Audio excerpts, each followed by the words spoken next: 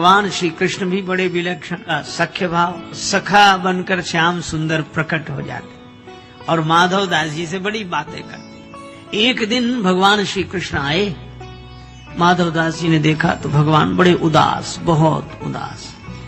माधव दास जी ने कहा, क्या हुआ, उदास क्यों है? श्री कृष्ण बोले, कुछ नहीं है। नहीं कुछ तो बताओ। क्या बताएं? नहीं बताओ। भगवान कृष्ण बोले कि एक बात है। क्या? जब से वृंदावन छोड़ा, यहां जगन्नाथपुरी में आए, तब से चोरी करने को नहीं मिली। माधवदास जी बोले, अरे बचपन की बातें छोड़ो, अब तो यहाँ। भगवान बोले, सो तो ठीक है, लेकिन जिसकी जो आदत पड़ी हो। बहुत कहा माधवदास जी ने, बोले नहीं, चोरी की तो खैर अब क्या। तो माधवदास जी बोले, इतनी आदत तो कर ही ले। माधवदास जी बोले, महाराज हम माधवदास जी बोले, कहां? बोले, चोरी करने चलो। माधवदास जी बोले, महाराज जिंदगी भर भजन करते रहे, हमें कोई चोरी करनी आती है क्या जो चोरी करे? भगवान ने कहा कि तुम मन बनाओ, चोरी करना तो हम सिखा देंगे। अब भगवान ने समझा, माधवदास मान गए कि चलो तुम्हारे साथ चोरी करेंगे, पर चलना कहां सो बताओ। भगवान ने कहा कि ये जगन्नाथपुरी का राजा के बगीचे में बड़े सुंदर कटहल के फल लगे हैं और ये भेजते ही नहीं है। माधवदास जी बोले, तो चोरी करने की क्या जरूरत? राजा साहब तो हमारे शिष्य हैं, कल हम जाकर उनसे कहेंगे और आपके लिए कटहल ले आएंगे। भगवान बोले, नहीं ऐसे नहीं, मजा तो चुराने में ही आता है। गए राजा के बाग में। अब माधवदास जी और भगवान कृष्ण। अब भगवान बोले, धीरे धीरे बोलना, ठीक। अब माधवदास जी को तो कोई अभ्यास था नहीं, तो जैसे ये कटहल के पेड़ के पास पहुंचे, भगवान बोले, ऊपर चढ़ जाओ, तुम ऊपर से कटहल गिराना, नीचे हम ले लेंगे। अब माधवदास जी जोर से बोलने लगे, कन्हैया किस पेड़ पे चढ़े, इस पे चढ़े कि इस पे?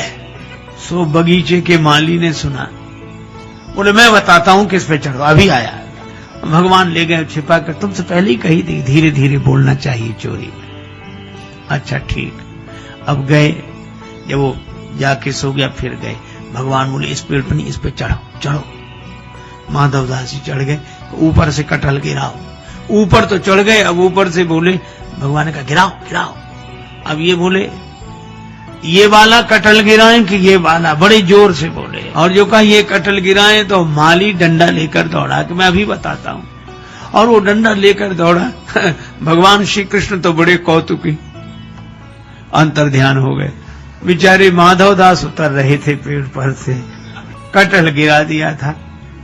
अब महात्माओं के तो कपड़े और रहन से तो कहीं वृक्ष में उलझ जाए, कहीं तो जैसे उतरे पकड़ लिए गए। सो माली ने रात को ही उनको अंधेरे में 2 डंडे लगाए और हाथ बांध दिए, बंधे रहो, सवेरे राजा के पास ले चलूंगा। अब माधवदास इधर उधर देखे। माली ने कहा, क्या देख रहे हो? बोले, कुछ नहीं। और मन में सोचे कि दूसरे कहां गए जो ले आए थे हमें, हमको फंसा दिया, खुद का पता नहीं है। रात भर बंधे रहे। सवेरे माली ने कहा, चलो राजा साहब के पास। सो हाथ बांधे और माधवदास जी को ले जाए। माधवदास जी बोले, चलो। रास्ते में राजा साहब मिले। राजा साहब घूमने आ रहे थे, उन्होंने देखा कि हमारे गुरुजी को माली क्यों बांधे, तो छड़ी लेकर माली को मारने दौड़े, इनको क्यों बांधा? तो माधवदास जी बोले, इससे कुछ मत कहो। क्यों? बोले, जब ऐसे बंधने के काम करेंगे तो बंधेंगे ही, तो आपने क्या किया ऐसा? माधवदास जी बोले, चोरी। आपने चोरी? हाँ। कैसे? बोले, अब कुसंग में पढ़ के सब करना पड़ता है। अरे भाई, किसका कुसंग? बोले, ये घर में बताएंगे। राजा साहब घर लेकर गए। माधवदास जी ने स्नान किया, बैठे, राजा साहब बैठे। माधवदास जी ने पूरी कहानी सुनाई। कहो, कन्हैया वो बिना चोरी के नहीं रह पाते हैं। वो वृंदावन से यहाँ आ गए, कहते चोरी करने को मिली नहीं, मजा नहीं आ रहा, सखा कोई नहीं, सो कोई नहीं, हम ही मिले।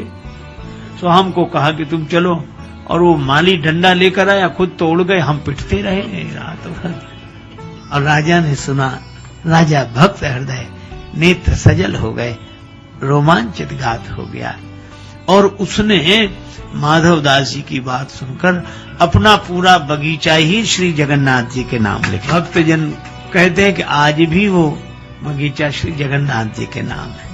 तो भगवान ऐसे विलक्षण हैं कि सारे नियम एक तरफ रख के उनको चोरी में ही आनंद। शाम को माधव दास जी वो लिखा पढ़ी का कागज लेकर आए।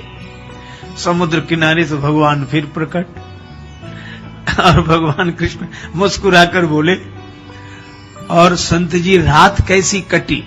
हम तो तुमसे पहले ही कही थी कि फुर्ती रखनी चाहिए, तुम ऐसे उतर रहे थे पेड़ पर से जैसे कहीं कुछ हुआ ही ना हो, बड़े आराम आराम से। माधव दास जी बोले, हम तो पिटे और बंधे रहे, आप तो अंतर्ध्यान होकर आ गए, लेकिन कुछ मिला? कटहल तक नहीं ला पाए, एक कटहल तक नहीं ला पाए, और हम देखो पूरा बगीचा आपके नाम लिखा कर लाए हैं। अब बोलो, भगवान की इन लीलाओं में प्रेम, केवल प्रेम। अब इस प्रेम भरी लीला को हृदय से देखें। दिमाग से देखेंगे तो फिर तर्क वितर्क उठेंगे, पर यह प्रेम सहजता से, भगवान को हार जाने में ही उतना आनंद, जीत जाने में भी उतना आनंद, वे सदा प्रसन्न रहते हैं। अच्छा, सबसे बड़ी विचित्रता तो ये कि भगवान श्री कृष्ण के जीवन में इतना उतार चढ़ाव, कहीं जन्म, कहीं जन्मोत्सव, मथुरा से गोकुल गए, जेल में जन्मे, लेकिन एक अद्भुत बात, ऐसी प्रतिकूल परिस्थितियों में भी श्री कृष्ण सदा बंसी बजाते रहते हैं।